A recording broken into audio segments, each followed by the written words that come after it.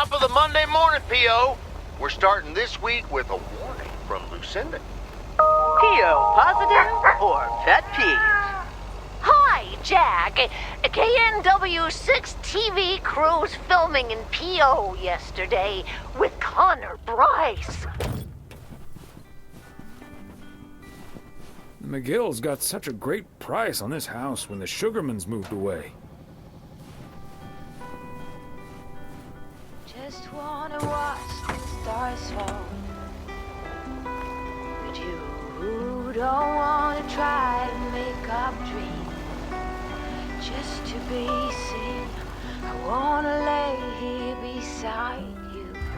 Oh, quiet. Another satisfied customer. Unless it's Bill's. It's not what we know, it's where we go. I grow wings and tell her goodbye. Oh, it's not what we see, it's what we choose to.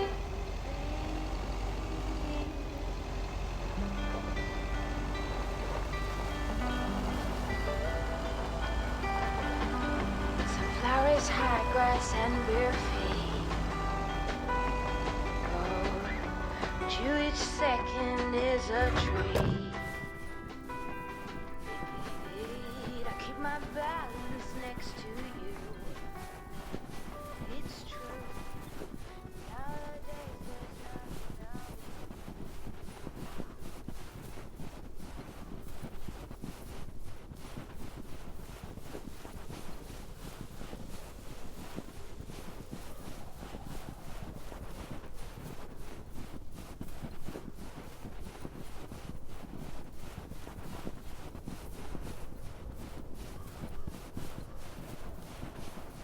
Okay, are we rolling? We're rolling. We're rolling. Okay, let's get this in one. I'm freezing my ass off. When Chekhov saw the long winter, he saw a winter bleak and dark and bereft of hope. Yet we know that winter is just another step in the cycle of life. In the summer months, this lake is bustling with activity. As the local fishermen cast their rods, the tourists plunk down hard-earned cash to rent a boat and spend a delightful sun-soaked day on the water. Not so during this particularly harsh winter, however. Now the watery heart of Providence Oaks finds itself completely frozen over. No, that won't do as an analogy because now we're sort of implying the residents have grown cold-hearted during the winter. Doesn't work, doesn't scan. Yeah. And what was with that Chekhov stuff? I don't get it. Chekhov? Like from Star Trek? All right. Let's try something else. Hey, wait a minute, Mr. Postman. How's it going? Hi, Mr. Price. Did you enjoy the movie last night? Hey, listen, how about I ask you a couple of questions on camera? Just simple stuff about the town.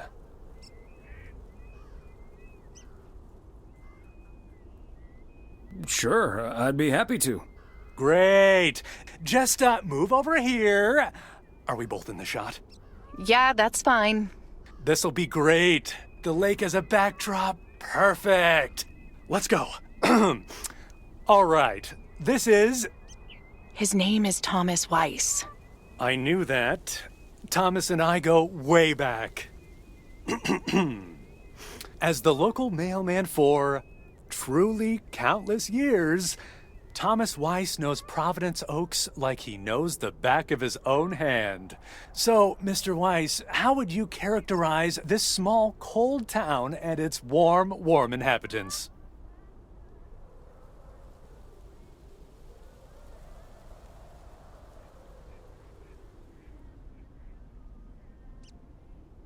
That's easy, Connor.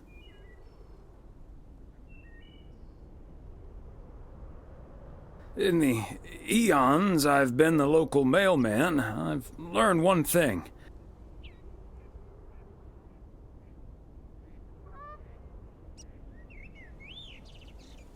this gorgeous little lake town of ours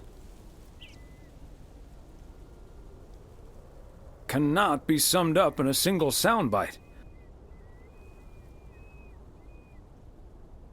But one thing's for certain.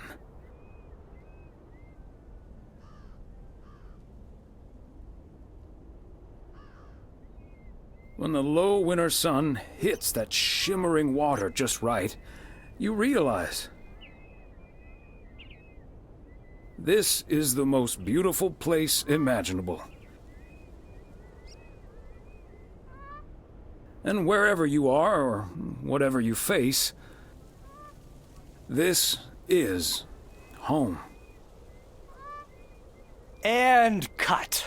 Ah, that's so sweet, Thomas Weiss. Completely unusable, but sweet. I know I've got goosebumps. Yeah, that went well, kind of. Now, let's scout out the establishing shots at the far end of the pier. Let's go, Connor. Aye, aye, Captain. Gabe, you can take 5. My advice would be to take those 5 in the van, to reduce the risk of any further ass freezing off incidents. Noted. Thanks, Ilsa.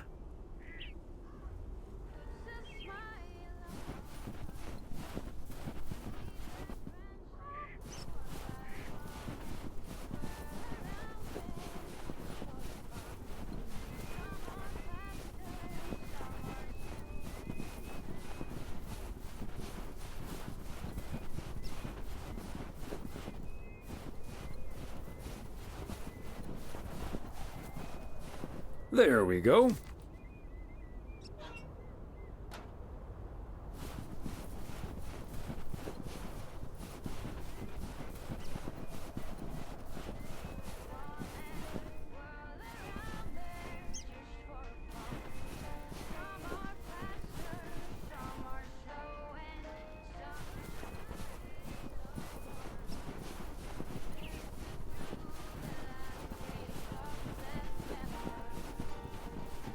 Mr. Weiss, Thomas, sir. Hi, Gabriel. What's up? Just that, well, we'll be ringing in the new year right here in Providence Oaks. So, my mom is shipping over my tuxedo. Can you make sure it arrives okay? She says she clearly marked the package Serrano Room 2. Oh, of course. Mailman's promise.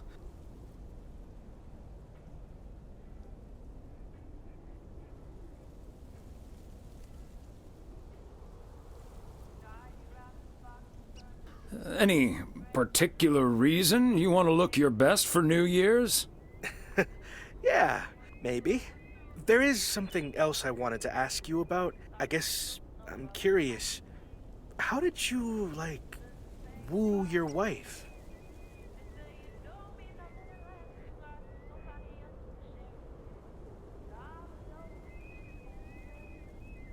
It's pretty simple and cliched. She's my high school sweetheart. I took her to the fairy tale dance. We snuck off to smooch under the bleachers, and the rest is ancient history.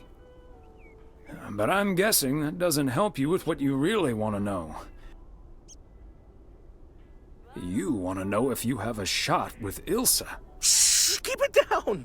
Don't mention her name.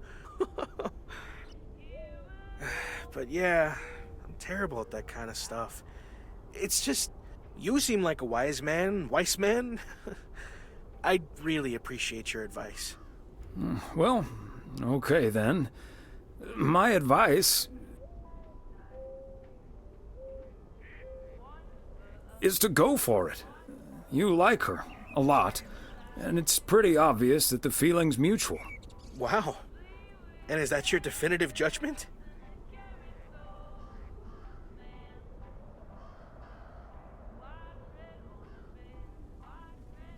Definitive judgment sounds a little heavy-handed, but basically, yeah. All done. Hey, what are you two schmoozing about? A mailman never tells. Excellent. Now start the engine, Gabriel. We're rolling out pronto. Man alive, it's cold today. On it, Mr. Price. Thanks, Thomas. You've been a huge help. So, take good care of that tux, yeah? Will do. Bye, folks.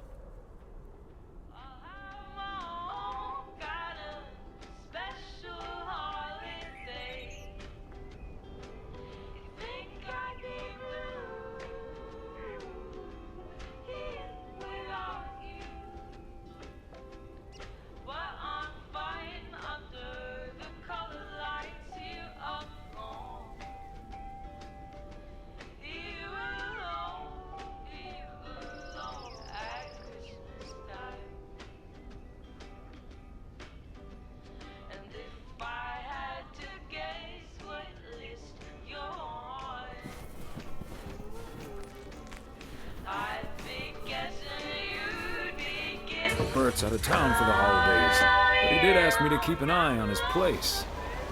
Seems to be in order. I'll be okay. I'll be okay. I'll have my whole kind of special holiday. You think I'd be blue here without you, but I'm fine under the color lights here I'm alone. You alone. Oh, you alone. At Christmas time.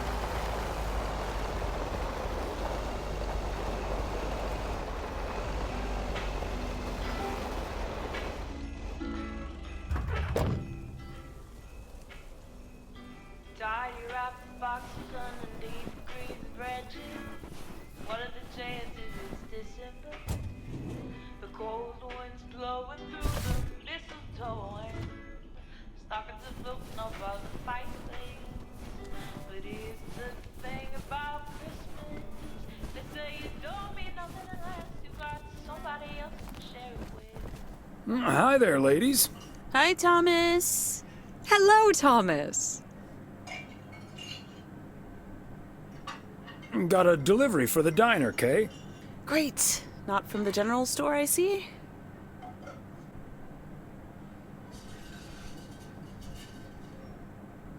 Don't think so. It seems way too heavy to be full of hot air. Oh well. Okay, so before I leave, we had this awesome girls' night yesterday thanks to Beth. It was hilarious. When I first saw where we were going, my brain went, oh my god. And when the guy showed us what we were going to do, my brain went, oh my god. And when we started, it was so yuck, but also so cool, you know? I've never done anything like that before, and I loved that I got a chance to find out. But then again, I doubt that I will ever try it again. Ah, yes, the girls' night.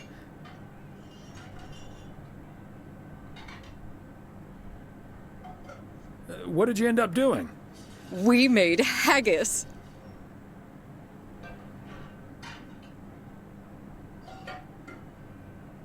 You made whatus? I said haggis. It's a Scottish dish made from a sheep's liver, lungs, heart, and suet, all stuffed into a sheep's stomach. It's this fascinating traditional gourmet staple stemming from the 15th century, would you believe? Poems have been written about it.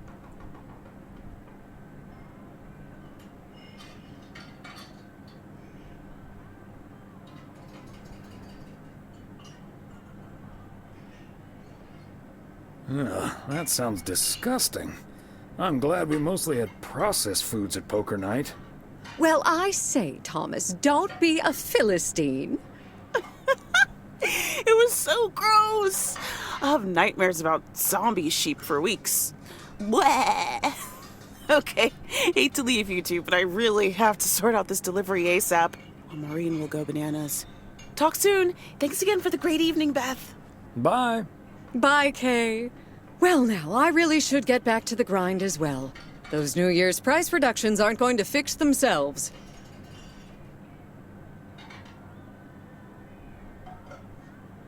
Okay, rather you than me. See you soon. All right, see you soon, Thomas.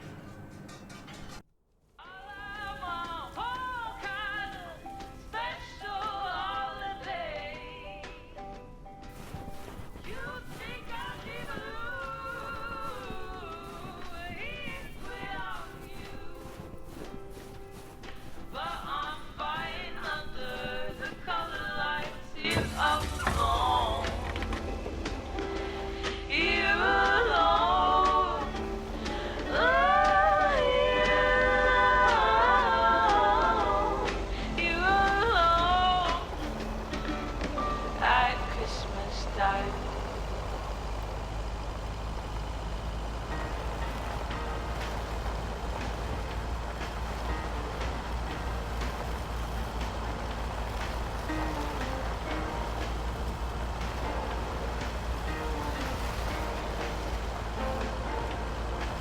open up the window. I'm breathing in the last of September. I can feel the wind blow, and the late summer sky is like a giant ember. Everything is turning into gold. When the autumn leaves are playing chases, puts a smile up on my face. They leave their branches one by one and whirl around them. Oh, Thomas! Hello there! Could you be a sweetheart and bring that over to me? Of course. Oh, careful now. Robert cleared most of the snow, but it's still a bit slippery. Thank you so much. If only I still had the balance and agility of my feline friends. Oh, and good day to you, of course.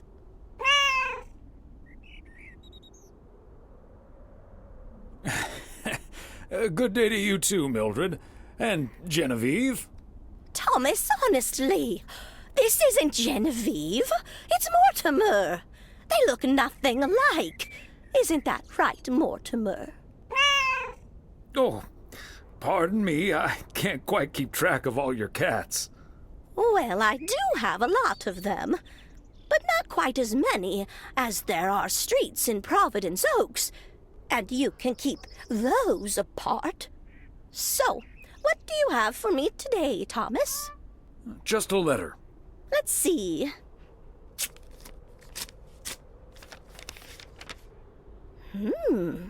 This sounds interesting.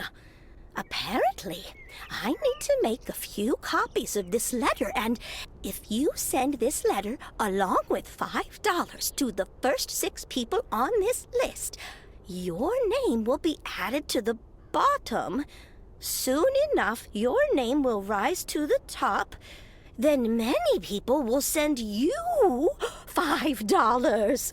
You will earn lots of money with one small investment. Oh, what a great idea! What do you think, Mortimer? Mildred, that's a classic chain letter scam. Don't fall for it. No one ever got rich off of one of those. Well, except for the post office. Are you sure, Thomas? They make it sound so easy. Trust me on this, Mildred. If you've seen one pyramid scheme, you've seen them all. $30 is quite a bit of money. I'll think about it. You do that, Mildred. See you at Moe's tomorrow night? Probably. Bye, dear.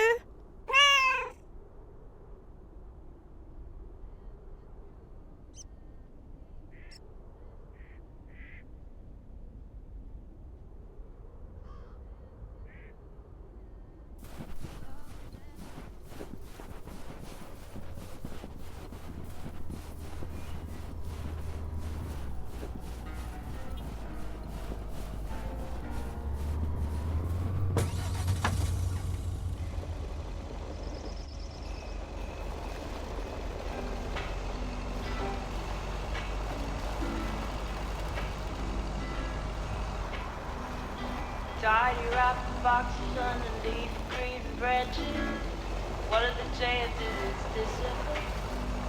The cold winds blowing through the mistletoe and stockings are floating above the fireplace. But here's the thing about Christmas. They say it don't mean nothing unless Fancy handwriting on this one. that I'm alone this Christmas.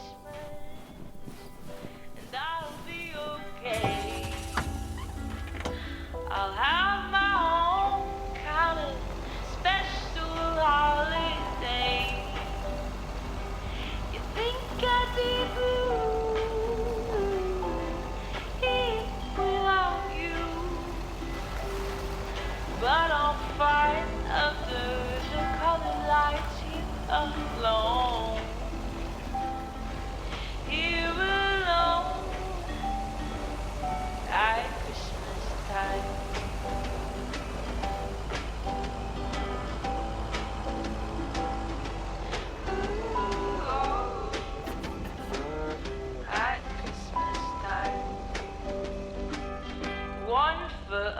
snow, one foot of snow, and apple decided to go.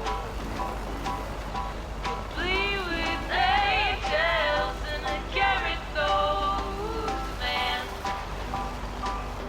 White red ornament, white red ornament, and everything festive.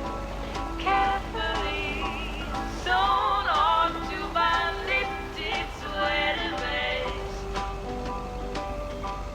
Oh, but here's the thing about Christmas. They say it don't mean nothing unless you got somebody else to share it with. But I'm alone for Christmas, and I'll be okay. I'll have my own kind of special holiday. Think I'd be blue without you, but I'm fine under. Another satisfied customer. Unless it's Bill's. Here alone at Christmas time. And if I had to guess what list you're on, I'd be guessing you'd be getting caught in on not alone for Christmas. And I'll be okay. I'll be okay. I'll have my whole kind of special holiday. There we go. You think I'd be blue without you, but I'm fine under the color lights here alone. Here alone. Oh, here alone at Christmas time.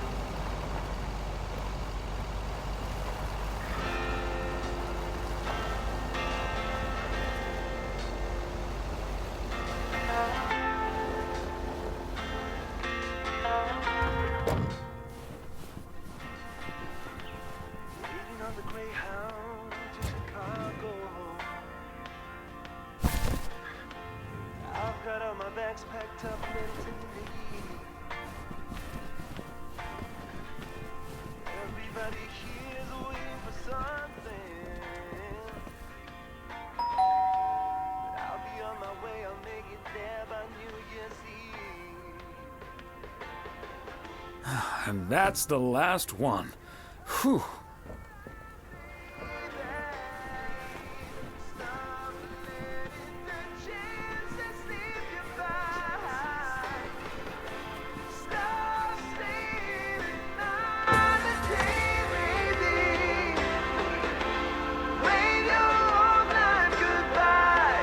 Got myself a job well in Chicago.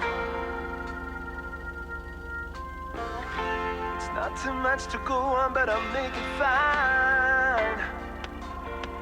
Ooh, still anything's better than just hanging around, yeah. Stop dragging your heart around, baby. Stop letting the chances slip you by. Stop saying another day, baby. Wait your whole night goodbye.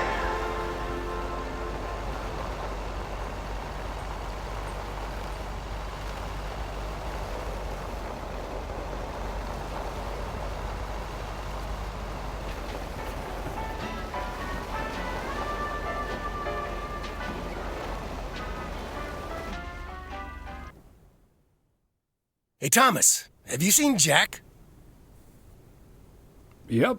Yesterday night in my kitchen. Yeah, okay. But I kind of need him now.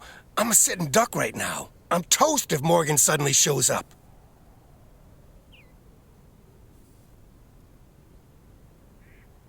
Yikes. Maybe I can help out? Good afternoon, gentlemen. Sorry for interrupting your conversation. Mr. Coleman, I see you've managed to be present at the job position you're currently holding. I think it's time you and I had a little chat inside the office. Mr. Morgan, it's so good to see you again. A little chat sounds wonderful. But I'm afraid there's an extremely urgent parcel I have to deliver right now. So stay put, and I'll be back in about 30 minutes. You can stay right here, Frank. I'm sure Mr. Weiss would be happy to deliver that package for you. Right, Thomas?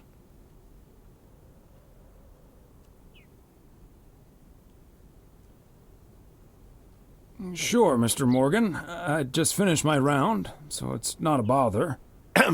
Excuse me, sir? Hi. Hello. I heard you were looking for a guy in a light blue shirt with a mustache to purchase illegal fireworks in the parking lot of the post office? Well, you found him. Illegal fireworks? Who do you think I am? Sir, you don't have to keep your guard up. Frank and Thomas here both know me very well, and I'm sure they won't tell a soul about what you're doing right now. So, what will it be? I've got rockets, Roman candles, fountains, sparklers. I even have barrages that'll give you a fireworks extravaganza that you won't ever forget. I think there must be a misunderstanding here.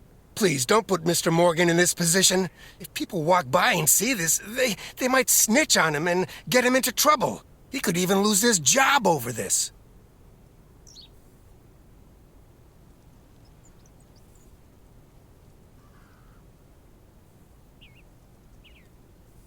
Yeah, why don't you go inside so you can do your dealings without all these prying eyes around? I'll tell you what will happen now. I'm going to get in my car, start the engine, drive home, and pretend I did not just spend 3 days in Providence Oaks for absolutely nothing. Sir, if you take a left at the deer statue, you'll eventually pass my barn, and I can fill your trunk there in just 1 minute. Do you have cash on hand? Gentlemen, I'll be back next year. Frank Coleman, your luck will run out one day. I wouldn't bet on it. Tally-ho, Morgan. Is Morgan really going to believe Jack was the one offering fireworks?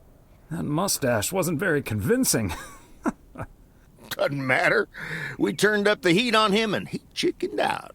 Thanks, guys. I owe you one.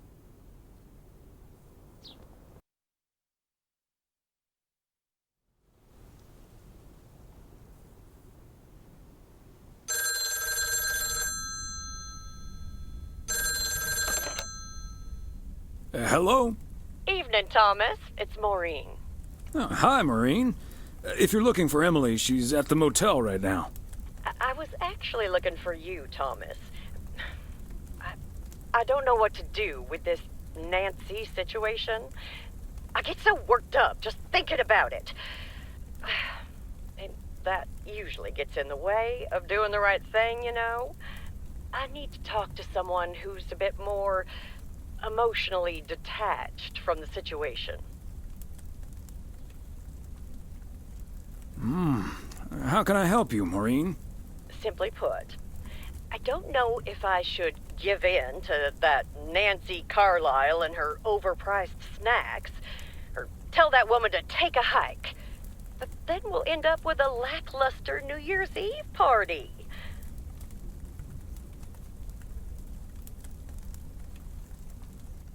The horror of a New Year's Eve party without a decent snack selection. That's not a difficult choice for me. So you're saying I should go against all my principles just because of some snacks?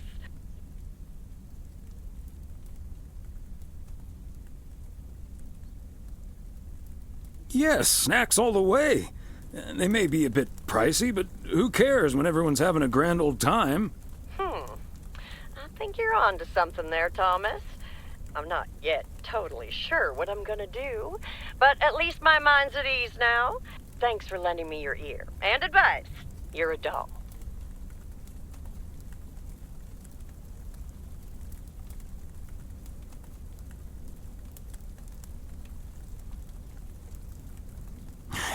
It takes one to know one, Maureen.